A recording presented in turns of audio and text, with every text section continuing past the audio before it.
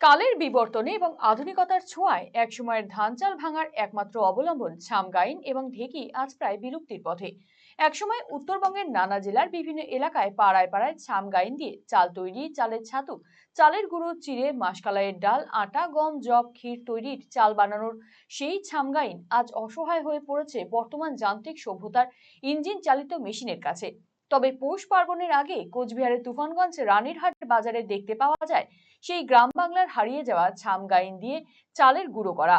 তুফানগঞ্জ, অন্দরান, ফুলবাড়ি, জামেরডাঙ্গা এলাকার স্বনির্ভর দলের মহিলারা প্রায় 10 বছর যাবৎ পৌষ পার্বণের আগে ছামগাইন দিয়ে আতপ চাল গুঁড়ো করে বিক্রি করছেন তুফানগঞ্জ রানীরহাট বাজারে।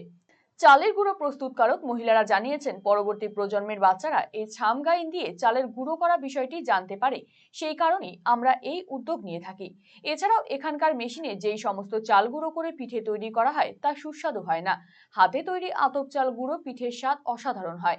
অন্যদিকে ক্রেতারা বলেন, আগে বাড়িতে মা ঠাকুমারা এই ছামগাইনে করে চালের গুঁড়ো করে পিঠে তৈরি করত, এখন তা দেখতে পাওয়া যায় না। এখন তো গ্রাম বানান দেখছি। হ্যাঁ, ওইটা আমার এখন আছে এইখানে বাজারে ধরে বসছে।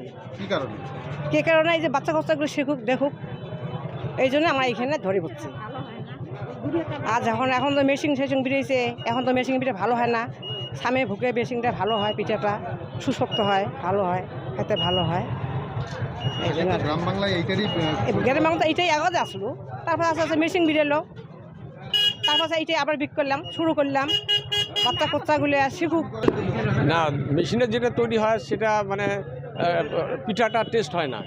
হ্যাঁ, এই কারণেই মানে বেশিরভাগ পৌষ মাসে সংক্রান্তির দিন এই মানে ঢেকি বা এই যে এটা কী বলে সামেরিটাই, হ্যাঁ, বেশি বিক্রি হয়, দামও একটু বেশি, খাইতেও টেস্ট করবে। এগুলো তো অ্যাকচুয়ালি পার্টিকুলার আমাদের গ্রামের বাড়ি থেকে প্রত্যেক মা ঠাকুমারা আগে করতো আর কি। এখন তো সবাই একটু অলস প্রকৃতির হয়ে গেছে আর কি। এখন অর্ডিনারি যেটা মানুষ পেয়ে থাকে সবসময় আর কি, হ্যাঁ, মেশিনে আর কি, সেটাই মানুষ করে। কিন্তু মেশিনের থেকেও এটা অনেক বেটার আর কি। এটা আগে ঘরোয়া যেভাবে আমাদের গ্রামে গঞ্জে হতো, সেটাই এখন এখানে চলছে আর কি। এটার পিঠে কি সুস্বাদু হয়? হ্যাঁ, এটার পিঠে কি অনেকটাই সুস্বাদু? একদম। আপনার মেশিনে যেটা হয় তার থেকে অনেক বেটার বলা চলে আর কি।